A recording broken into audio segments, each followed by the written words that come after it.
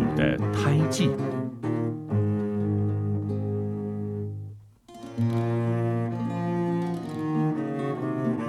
从前有一个穷人，他有一个妻子。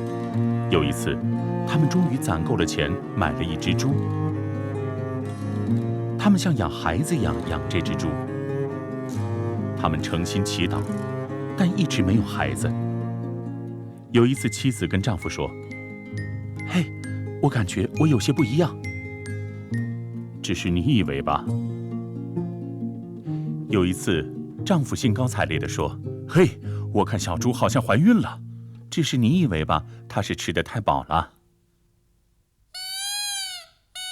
日子一天天过去，终于等来了孩子，一个男孩出生了。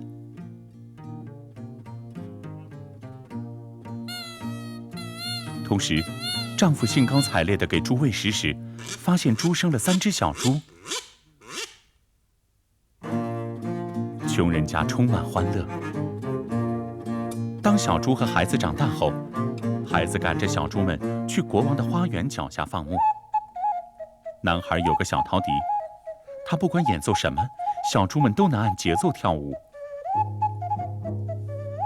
有一次，公主看到这3只小猪跳得如此好。你要多少钱能将小猪卖给我？无论多少钱我都不会卖。如果你将长袍提到膝盖上面，我就给你。这对你有什么用？如果给你1袋金子，应该更有用吧？但男孩说他不要金子。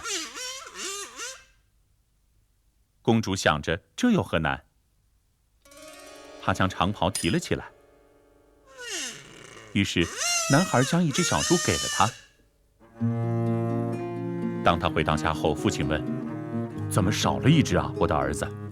被狼叼走了，他以后会付钱的。”第2天，男孩又将小猪赶到国王的花园脚下。当公主看到时，又对他说：“你这个小猪倌，要给你多少钱，你才肯再卖我1只小猪？因为他自己不肯跳舞，给多少钱都不卖，除非你将长袍提到腰上。你呀，我给你1袋金子会更有用。”但男孩说他不要金子。公主想这有何难，并将长袍提起来。于是小猪倌又给了他1只小猪。当男孩晚上回到家，父亲问：“怎么又少了1只啊，我的儿子？被狼叼走了，父亲，他以后会付钱的。”第3天，男孩又去到那里。公主迫不及待地希望见到小猪倌。她问：“你这个小猪倌，给多少钱才能将这只小猪也卖给我？因为他们俩也不跳舞，除非啊，你将长袍拉到脖子上。”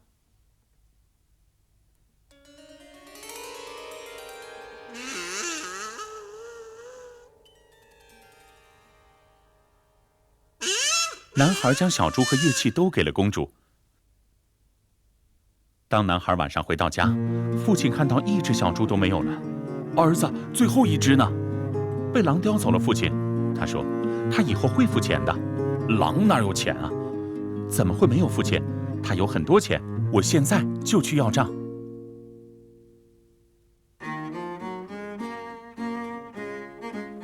当男孩到达王宫时，门卫问：“你想干嘛呀，小孩？”“我来向公主要买小猪的钱。”门卫去报告说，有一个男孩来要买小猪的钱。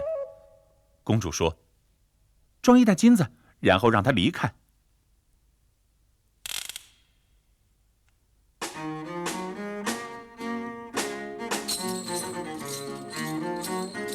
男孩回家后，将所有钱都放在桌上，钱多到他的父母亲都不知该如何是好。几年后，国王昭告天下，说他的女儿身上有3处胎记，如果有谁能猜到，便将女儿许配给他，但如果猜不出来，便要杖责60大棍。青年听到消息后，便对父亲说：“父亲，陪我去集市买1匹最漂亮的马、马鞍和缰绳，再给我买套最好看的衣服和剑，不要讨价还价，尽管付钱便是。”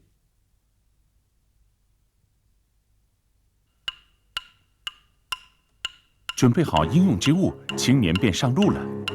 途中，他遇见一位王子和一位男爵，他们问道：“骑士先生，你要去哪儿？”“我要去前方。”“您叫什么呀？”“叫我什么就是什么。”“嘿，与这人同行不错，因为他非常幽默。”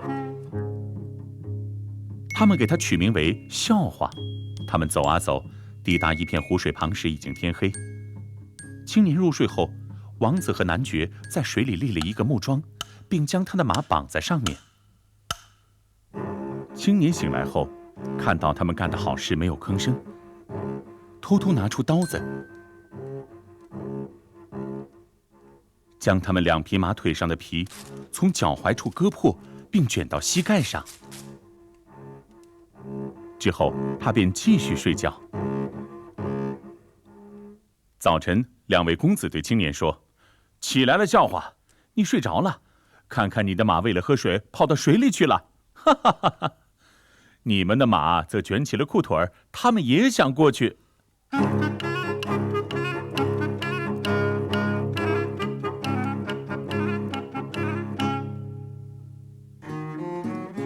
第2天，他们到达皇宫。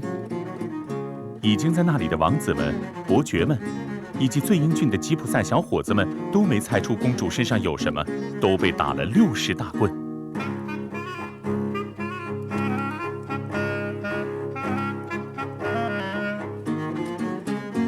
这时，青年说道：“晨星的光芒照在他小腹上。”“没错。”国王回答道。